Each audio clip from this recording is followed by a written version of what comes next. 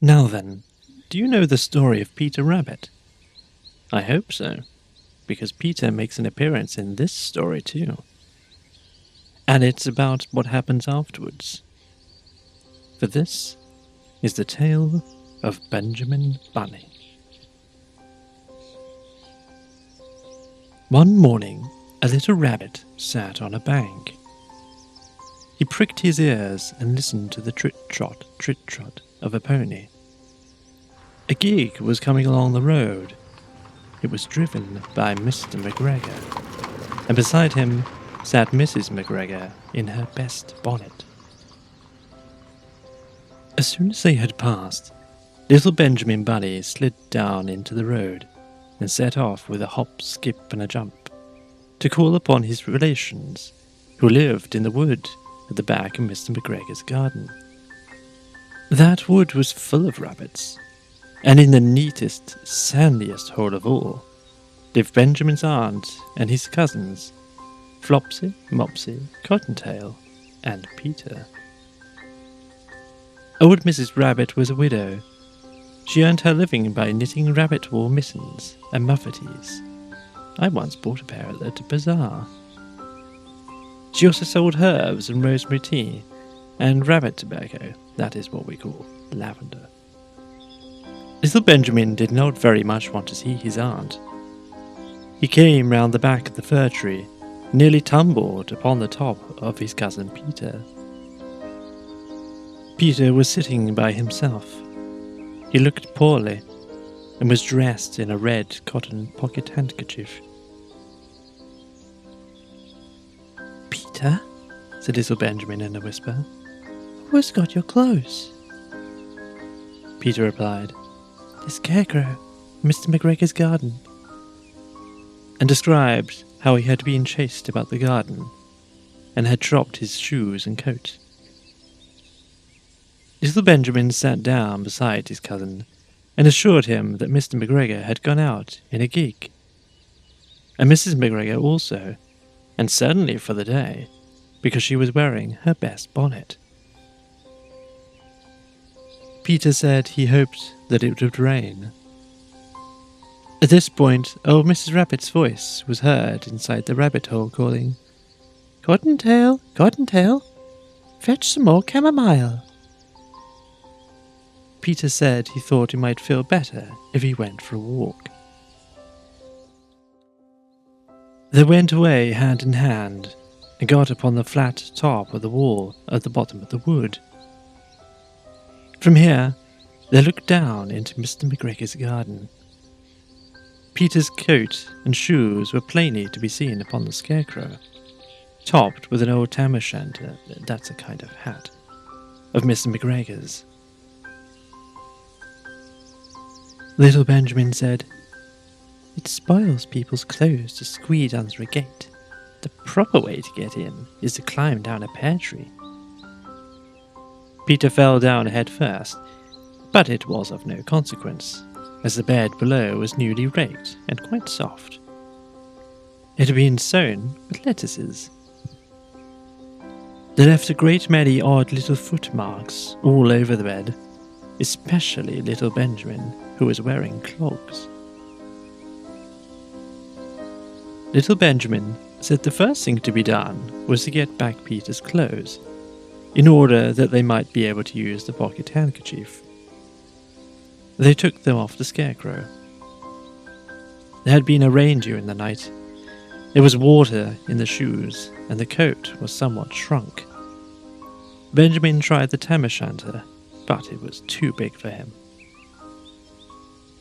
Then he suggested that they should fill the pocket handkerchief with onions, as a little present for his aunt. Peter did not seem to be enjoying himself. He kept hearing noises. Benjamin, on the contrary, was perfectly at home and ate a lettuce leaf.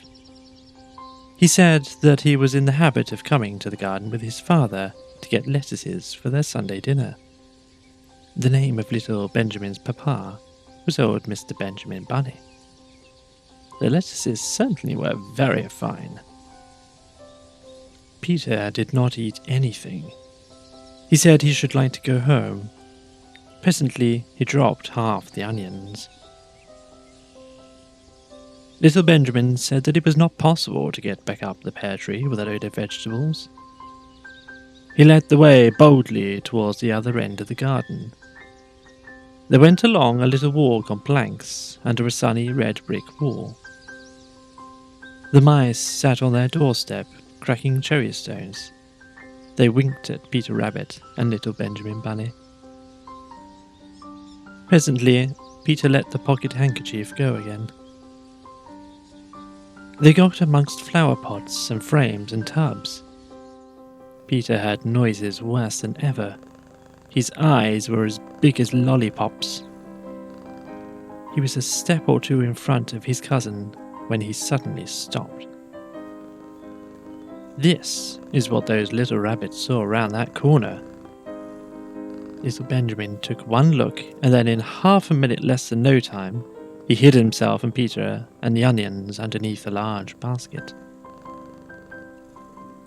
The cat got up and stretched herself, and came and sniffed at the basket. Perhaps she liked the smell of onions. Anyway, she sat down upon the top of the basket. She sat there for 5 hours.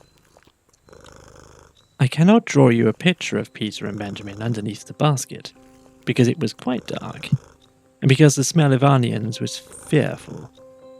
It made Peter Rabbit and Little Benjamin cry. The sun got round behind the wood, and it was quite late in the afternoon, but still the cat sat upon the basket.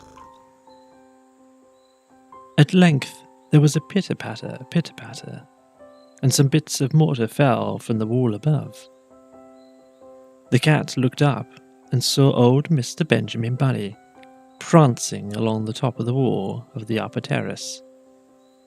He was smoking a pipe of rabbit tobacco and had a little switch in his hand. He was looking for his son. Old Mr. Bunny had no opinion whatever of cats. He took a tremendous jump off the top of the wall and on to the top of the cat, and cuffed it off the basket and kicked it into the greenhouse, scratching off a handful of fur. The cat was too much surprised to scratch back. When old Mr. Bunny had driven the cat into the greenhouse, he locked the door.